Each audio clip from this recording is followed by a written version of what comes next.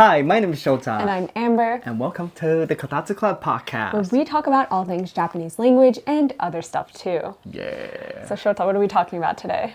Well, first of all, how are you? I'm good. I'm a mom now. So Oh my god. I have a Tamagotchi. Oh my god. Yeah. I got this from work and I've just been playing with it. You got that? Oh, It's been keeping you got me gifted? company. Yeah. It was just like a work. I don't know. We just got it. Oh, okay. And so yeah, it's just been keeping me company on my okay. desk while I'm existing. Didn't you go back to the States? Did you take him, her, them? It's with them right now. It's them. But I didn't Whatever that bring means. it. But I just but yeah, I did just come back from the States. I was there for 2 weeks. How was it?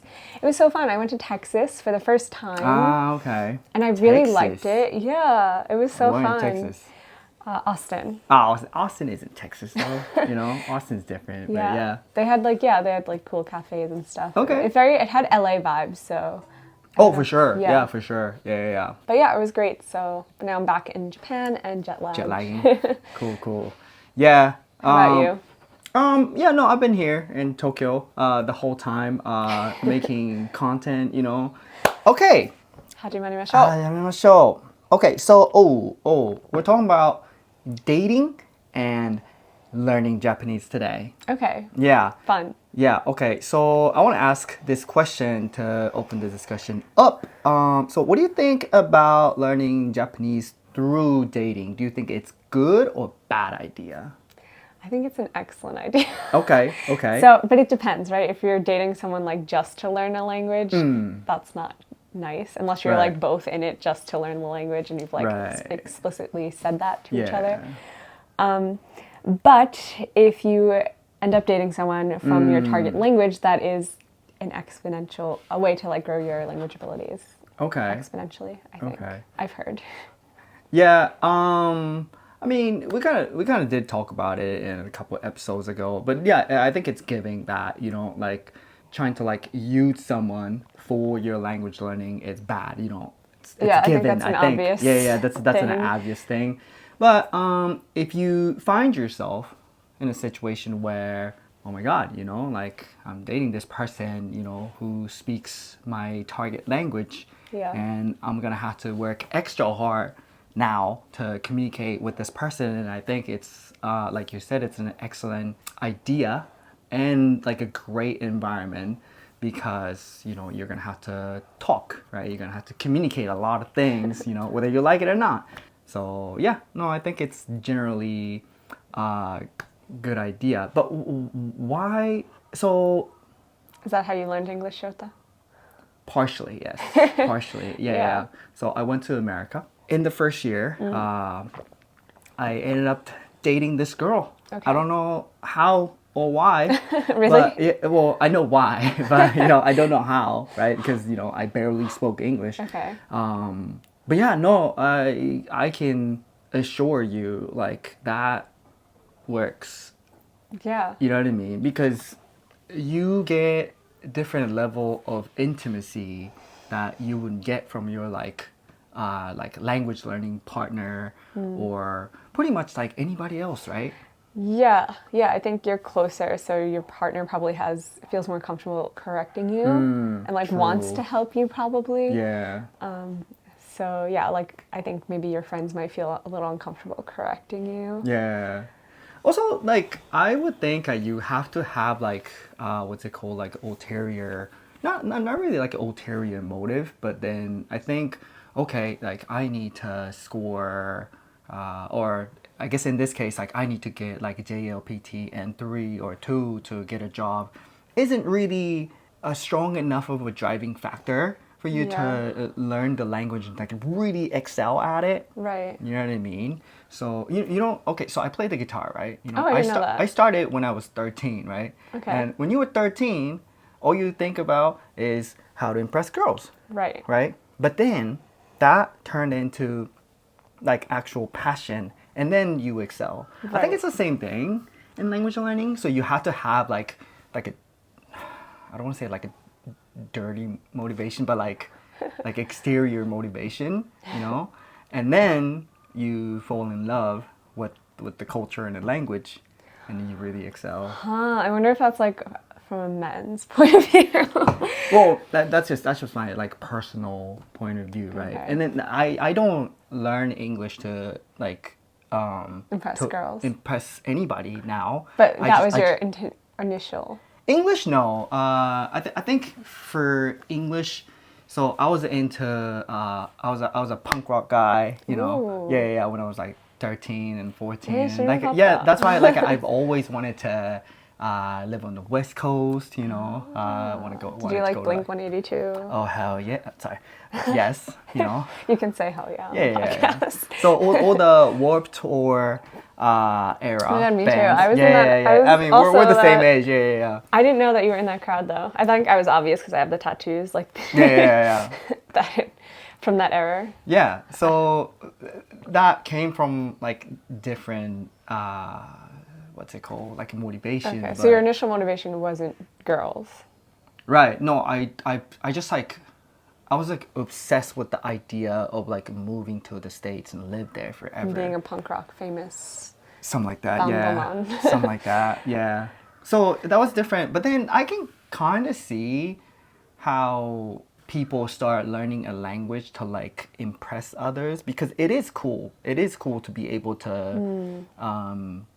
really like speak and read and understand the language. But then I feel like a lot of people start doing it for like work and school and stuff like that. And I just don't think that on its own is like strong enough motive to I see what you're saying. yeah, So yeah. so we're talking about really intrinsic motivation versus extrinsic yeah motivation. sure I agree. Yeah, you definitely need an intrinsic intrinsic motivation. yeah Which, yeah, I guess what was my motivation really? yeah what was it? Yeah, no, I've never asked you before. It's hard to like actually really have put a concrete thing on it because so when I first wanted to travel to Japan, it was my first time traveling alone and I was Right. really like nervous. Yeah. And the reason why I wanted to move here, if you haven't seen past episodes, is because I was in culinary school. And we were using a lot of Japanese ingredients, and I became obsessed specifically with the Japanese ingredients. Like I was using them all the time. I wasn't necessarily making Japanese food, but I was Right. using Japanese ingredients. Right. And yeah, I was just like, I should go see the country where these ingredients are from that I'm obsessed with, see if I can find any other ingredients, like see what's up there with the food and stuff. So when I graduated from culinary school as a gift to myself, I bought myself a backpacking Right. trip. I came here for 3 weeks, but before that, it was my first time traveling alone, and I was very nervous about not speaking the language, like being alone in a country where I didn't know the language. So I did study like on Duolingo. I had another app called Memrise that I used. Sure. And I think I bought like a Genki One textbook. Okay. So I was able to like read hiragana and katakana by the time I came here. I think I prepared for like almost a year before my trip of like studying basic beginner level Japanese. And it kind of became my hobby. Like I enjoyed studying. Okay. But I wasn't super passionate about it until I came to Japan. And then I came to Japan and I like got to use the Japanese. But like, why are you passionate now? Yeah, so I'm trying to trace it back from the beginning. So like I came to Japan and I got to use it. And like when I was like ordering, I was like, "Kohi hitotsu onegaishimasu." Right. And they were like, "Jozu." They're like, "Oh, Okinawa shushin desu ka?" And I was like, "Sonnani jozu desu ka?" But I think at the time I was really practicing my accent, and I like knew, I didn't know a lot, but what I did know sounded like I was like good, I guess. And I really liked the praise. I was like, oh, I'm Josu. Oh, okay. Oh. So I think that motivated me to learn more. And I was like, next time I come back, I want to be even better. Like next time I travel here. Right. I wasn't living here yet or thinking about living here All at right. the time. So initially, I think it was more like a fear factor. Not like a fear factor, but like I feel nervous about not Yeah. knowing the language at all. So like I want to be able to communicate at a certain level with the locals to get me through the trip. But now you live here, and you know those praises that you receive from Japanese people aren't like, well, it's genuine. I think it depends on the situation. depends. I can tell when it's genuine and when it's not. But like, what I'm saying is that like they don't mean what they say exactly. You know what I mean? So like they don't really think, oh my God, your Japanese is like better than mine, you know. But like, oh, like I appreciate your effort, you know, like you know what I mean. So does that still like drive you to learn the language? No. That was just like the initial. So one like, of the what about initial now things. though? I'm trying to trace it back. Okay, so then so that happened, and then I wanted to learn even more for the next year. So I signed up for a class. Right. And the class was so fun. I had a really good teacher. She made like it really fun. And so like I looked forward to it like twice a week after work. Like I would have my like 9 to 5 job and then I'd go there after work. Okay. And so I got better and I was able to like see my progress, and like next time I came back to Japan I was able to like talk to more people and do more things. And that was motivating. And then I think living here just opened up a whole new motivation, because I was like, I want to be able to do things and travel and be independent. And like, I think also being on the internet, like an internet person is motivating, because like I sometimes like interview people, and I think like I'm doing all emails in Japanese when I'm working with brands and stuff. Right. And like, you mean in Japanese? Yeah. Oh, so you're working with Japanese companies Yeah, to do so. yeah, Okay. and all of it's in Japanese, and like formal Japanese emails, which I'm getting really good at. But so I think that it opens up my world for that, and just the experiences and meeting people. It's just so fun and fulfilling to me. Like that's my motivation. And now also I am in a relationship. Right. And my partner is with Japanese. With a Japanese speaking person. Yes. And he's high level English, so like speaking to him isn't really my motivation. Like what language do you use to communicate with him? So we're actually using a lot more Japanese now. We were using a lot of English in the beginning, but I kind of like told him, I was like, hey, I'm trying to learn this, and he's like, kashikomarimasu. He's like, I got it. Like, I find it really difficult when when I'm in relationship with a person who speaks Japanese, but not at the same level. You know? I think that... Would that be possible? Because like I'm genuinely like curious to see how you guys are like making that transition. Yeah, honestly, it's been really, really great. I think this is a specifically you thing, that you have a hard time switching off your English brain when you're around like English native speakers, because you are such a high level English speaker. He's not as high level as you. He's a really high level, but not like as fluent as you. So maybe it's easier for him. Is his English better than your Japanese? Oh yeah, for sure. He got his master's in an English speaking country. So like he went to school. He lived in the UK, I believe. Yeah. Okay. So he has a British accent. He has a British like accent, you know. Okay. You can't do a British accent. Yes, I can. Yes, I can. So and funny. you know why I can do that. So anyway, I think that's part of my new motivation. So my motivation is always changing. Right. Yeah. No, I think that's like such an important thing to point out, that like your motivation always changes, and that's okay. Yeah. Go on, sorry. I think that's important, honestly. It is, like I think, should, if your motivation doesn't like evolve and grow with you, then it's gonna get lost behind. Yeah, like don't get me wrong, like you know, like West Coast punk rock doesn't motivate me no more to, you know, learn English. You know? Yeah. So I think we did like a full circle, right? Wait, I wasn't finished. Oh, okay. So, sorry. Go on. So I think now my motivation has changed, and it's not really communicating with him, because his English is high, and like we could fall back on English if we wanted to. But like we're thinking about our future now, and we're like, we want kids one day. We need to like figure out how to like language train them, and we need to like also like I want to go to the preschool and like do it myself. I don't want to have to him be there every time, you know, like. So we have that stuff we're thinking about, and also like I like talking to his family. They don't speak English, like being able to have a relationship with my in-laws is important to me. So yeah, that is my most updated motivation. Okay, so hypothetically speaking, right? What you just said kind of like sparked me this question, but like hypothetically speaking, if he didn't speak English, like at all, did you catch my British accent? At all, thank you. You guys are in a relationship, speaking to each other in Japanese the whole time, right? What if he didn't want to learn English? Would you be okay with that? No, I think it's important for like both people in the relationship to like have an interest or like want to learn each other's native language. Okay. I think when you are like in love with someone, like you want to know everything about them, including like you want to hear their thoughts in their language.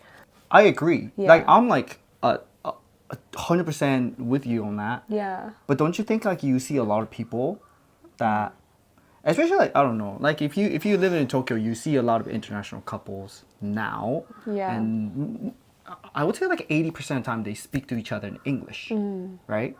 But then do like these English speaking people are like good at speaking in Japanese? Not necessarily.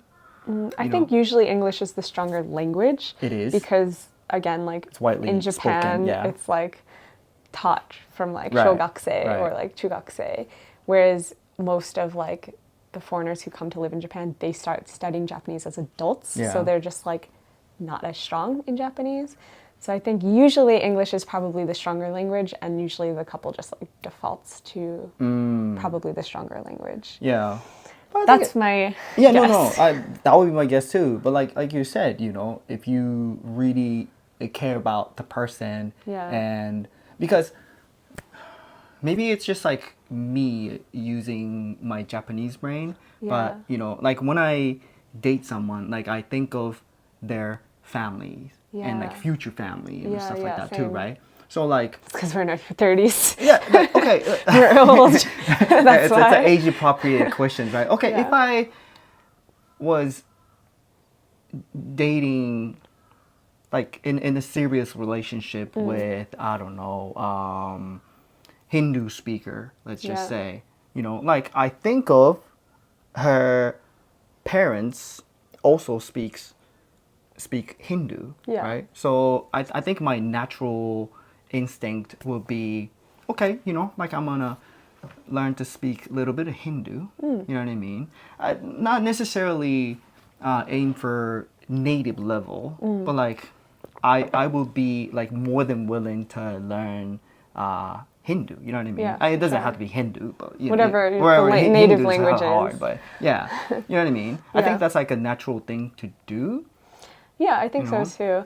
I think probably even like the couples that you see, the international couples, I'm sure the partner like wants to speak Japanese or is studying Japanese. Like, Yeah. I mean, I'm sure there are also probably some cases where they don't, and I think it's weird, but to each his own. Yeah, that's true. But it definitely is easier. I feel like I'm kind of jealous of you that your partners didn't speak Japanese because you had to speak English What do you with what do you them. think? What do you think, Amber? What Her do you name mean? was Misty Yeah. from Michigan. I mean, I'm saying, yeah, she lived on a I'm farm. jealous. Like, my boyfriend speaks really good English. I'm happy he does, but I feel like I would get more language benefits if he didn't speak English. If she spoke native Japanese, do you think you would get as good at English? Okay, so I think I was okay Yeah. because how old was I? I think I was 17. Yeah. So I think I was okay. But like now, I don't think I would date someone that Didn't speak any Japanese. didn't speak any Japanese or have no intention Yeah. to learn Japanese. I agree, but what I'm trying to like propose here for the conversation is that like that was kind of an advantage for you for studying because Oh, for sure. Yeah. For sure. Yeah. yeah, that's Yeah, what yeah. I'm saying because like you're kind of forced to use the language at that point. Oh yeah. Whereas like I could just use English if like I didn't care about learning Japanese. Yeah, no, you're 100% right. But I guess back then, like, I didn't think of it like that, Right, Because, yeah. like, I was 17, I had to play football, I had to... Football! I had to play, I had to, impress girls at the school. So, Yeah. I wasn't playing football to improve my English, nor I was going out with Right. Misty. But it just like was a nice But it just kind of silver like lining. worked. Yeah, exactly. side effect. It just kind of worked it. Yeah, out I think that way. that was.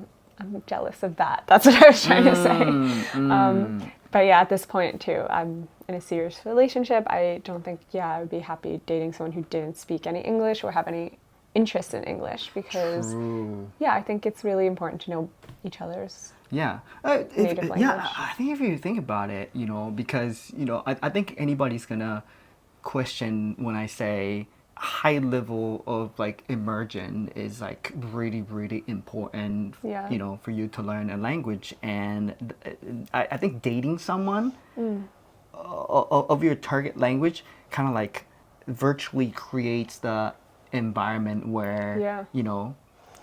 your life heavily, evolves around the culture and language. So yeah, no, I think you're right. Yeah. Yeah, for sure. I know my partner, he had like a workshop in English, like how to negotiate in English, like class recently. Your brother? No, my partner. Oh, your partner. I'm sorry. My boyfriend.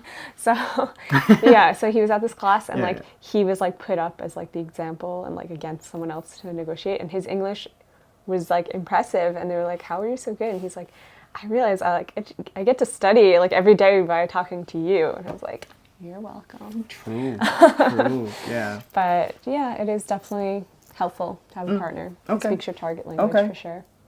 And yeah, even with me, like our English is both our strongest language, but he knows like it's important to me. I don't think I even explicitly said it, but he knows it's important for me to learn Japanese, and he sees how passionate I am about it. So he speaks to me in Japanese a lot now, which has been so helpful, and I'm so appreciative. But it's like a good for him too, no? I think so too. Because yeah. down the line, I mean, I'm assuming his parents don't speak as good of English as he does. Yeah, his parents don't speak English. Right? So. Like my mom, like she doesn't speak English, So, if I was dating someone that's not Japanese, then Yeah. I would want, this person to be able to know the importance of knowing Japanese, For sure, Yeah. yeah. And I think he didn't, I don't think, realize how important it was, though, until I asked him before. I was like, could you date someone who didn't speak Japanese at all? And he was like, oh, yeah, no problem. And I was like, whoa. I was like, I wonder if that's really true. And I did meet his family recently, and, like, we had a really good time, and, like, it went really, really well. And I don't think it could have gone that well if I didn't speak Japanese. That's what I'm saying, And I think he noticed at that point, like, okay, maybe. You see? Yeah. Yeah, I Yeah. think that kind of made him realize how important that was. Misty met my parents. Oh, really? Misty met Oh my my god, I got parents. that far? Well, she came to Japan? Or that No, your no, parents no, came no, to the US? My parents came to Okay. Michigan, to visit me. So, You made your parents go to Michigan. it's an anecdote, Yeah. I'm speaking from my personal experience, So, your partner, knowing your language is important, y'all. I'm saying, sure. Especially when like your family involved. So, Okay, so if you don't know, every episode, Shota reads a news article in simple Japanese, and we see how much I understand and how much you guys understand. And afterwards, we'll test that out. So. yeah. Are you guys ready for this? I don't Are you know. ready for I this? don't know. I usually zone out, so You I'm gonna try gotta really hard not focus. to zone out. はい、始まりましょはい。では、う。はい。いきます。ハロウィーンの時、多くの人が外で酒を飲んで騒いだり、ゴミを捨てたりすることが問題になっています。東京の渋谷区は去年、外で酒を飲むことを禁止しました。このため多くの人が新宿の歌舞伎町に集まって問題になりました。新宿区は今年6月、渋谷区と同じようにハロウィーンの時に外で酒を飲むことを禁止するルールを作りました。新宿3丁目と歌舞伎町1丁目の一部では10月31日の午後5時から11月1日の午前5時まで外で酒を飲むことができません。この場所の中にあるコンビニなどには酒を売らないように頼んでいます。新宿区の吉住区長は店の中でハロウィンを楽しむことは問題ありません。しかし外で騒いだりゴミを捨てないでくださいと話しています。以上です。Okay, thank Oh, you. okay, Thank you okay. for reading this one nice and slowly. Sure. I think I got 100% of this one. Oh, 100%. Yeah, or at least like 95. 95. Damn. We'll Okay. say 95. Okay. So, what was it about? So it's about the Halloween drinking ban in Shibuya And and now Shinjuku right, and Kabukicho. right, And it's just one part of Shinjuku. Sanchome, was it? right. Shinjuku Sanchome. So the third district Yeah. of Shinjuku and first district of Kabukicho, which is in Shinjuku. Yeah. Right. So they're adjacent areas. Yeah, so it seems, so since last year, Shibuya banned drinking out on the Right. streets in Halloween. Yeah. And then it seems that the party just kind of a little bit moved to Shinjuku. Oh, so you really did understand. And Impressive. it seems that Shinjuku is now taking the same measures to ban outdoor drinking on Halloween. Right. And they've gone to the extent to ask the konbinis not to sell alcohol. But they said it's okay if you have like an indoor Halloween party as long as you don't throw the garbage outside on the streets. That's pretty much it. Yes, That's pretty much it. I focused. Is there any words that you didn't know? I assume not. The words I didn't aren't. hear anything I didn't know. Yeah, this looks like super easy. This looks like N5, N4. Oh, I'm so sorry. I'm so No, sorry. it's okay. It's okay. It's good. It's nice because I definitely struggled with some of the past ones. Right. Yeah, there's How do you describe Shibuyaku? matsuri mitai.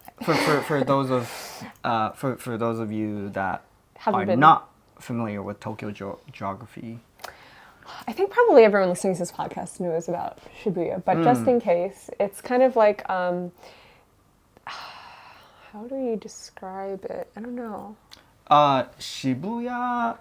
It's like more of a like relaxed place where like people party and like it's a lot of like seishun, like young people. Yeah, it's definitely trashy. It's a lot of people. It's trashy. It's very hard to walk. It's definitely one of the busiest places on earth.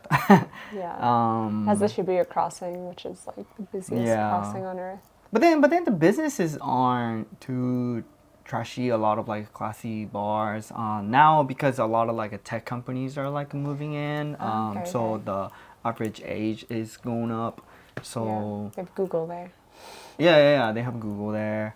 So yeah, that's Shibuya, and Shibuya banned drinking on the Halloween night because Shibuya Halloween is a thing. You know, everybody Gets wild. cosplays and. Have you ever participated?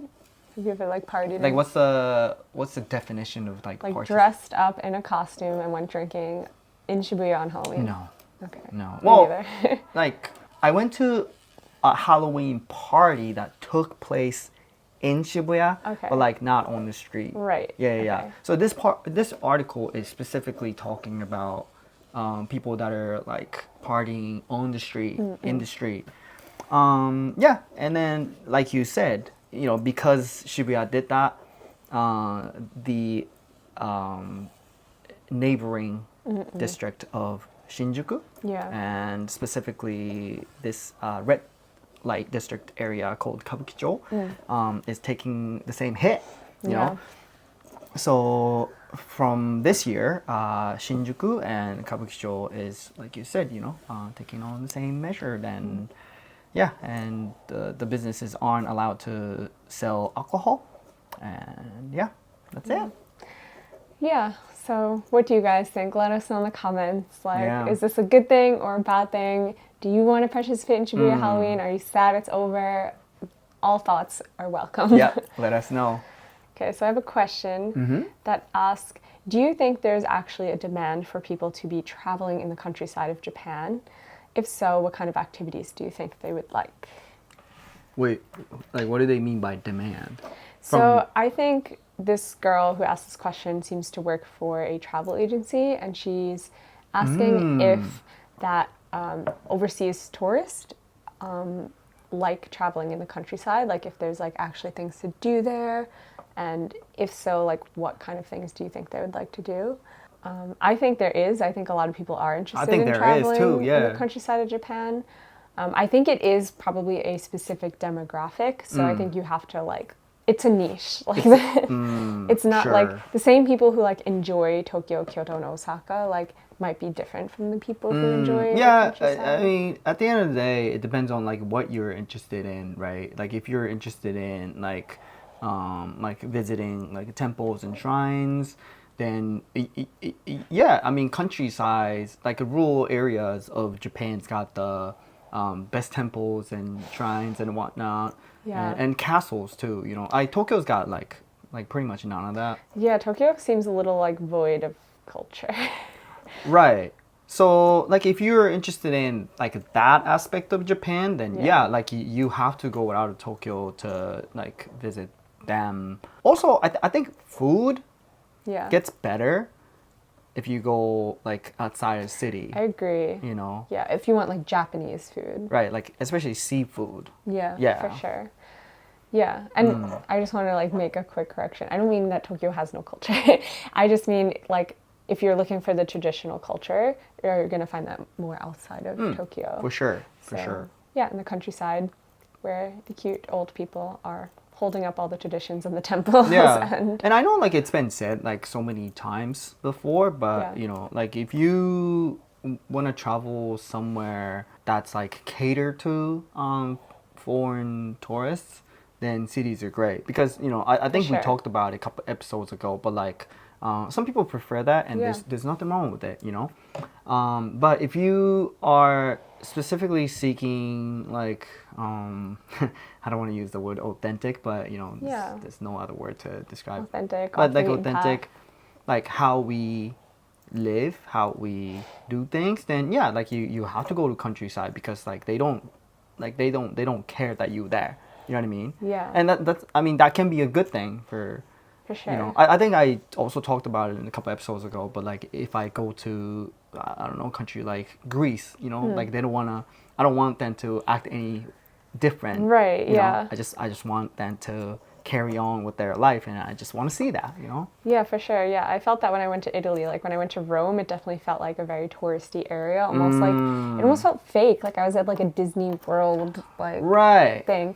And then when I went to like other parts of Italy with like smaller towns, it felt like a more authentic Italian experience. Yeah, So, you know, like, it feels it can feel a little bit like a you're in a theme park. Yeah, you know? yeah. That's like big.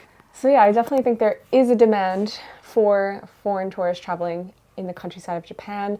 And I think things to do, there's so much to do, like again, see temples, shrines, go to onsen, hiking, like Cycling. traditional crafts. I love taking like little like classes wherever I'm traveling in Japan. Specifically, Kochi has paper making. If anyone's interested in going there. Yeah. No, paper making is like really, really cool. What do you guys have now? Hime towel making? Orange Yeah, gari? we do. Mikan gari? Yeah. So like a fruit picking is like picking a is really big. Very good. Isn't that a thing outside of Japan? It's a thing in the US. Oh, is it? Oh, yeah. What do you guys pick? So, like, for example, apples are famous in New York. New York, right? Which is very interesting because it's on the same equator line as Aomori, which is famous for apples in Japan. So that's like the ideal Weather climate to grow apples. produce up, I guess, yeah. So in the fall, every year, my family goes apple picking, and then we come back and maybe make an apple pie. And, like, it's a little different, though, in Japan. You can't, like, take home what you pick. You have to, it's kind of like a tabe hodai. You like eat as much as you can. Oh, is that right? While you're picking it. I've never done this before. Oh, you've never done in Japan? No. Fruit gari? Or like Or in the in US? general. Oh, okay. Yeah. It's really fun. I love doing fruit gari in the US and in Japan. So definitely do that if you come to Japan though. Highly recommend. And you know, if you visit us during summer, during fall, there are like festivals everywhere. Those are good. And some festivals go hard, and you know, some festivals go on for like weeks, and probably not weeks, but like a week. And yeah, like if you happen to be here during that time, then you know that's like a great thing to participate in, I think.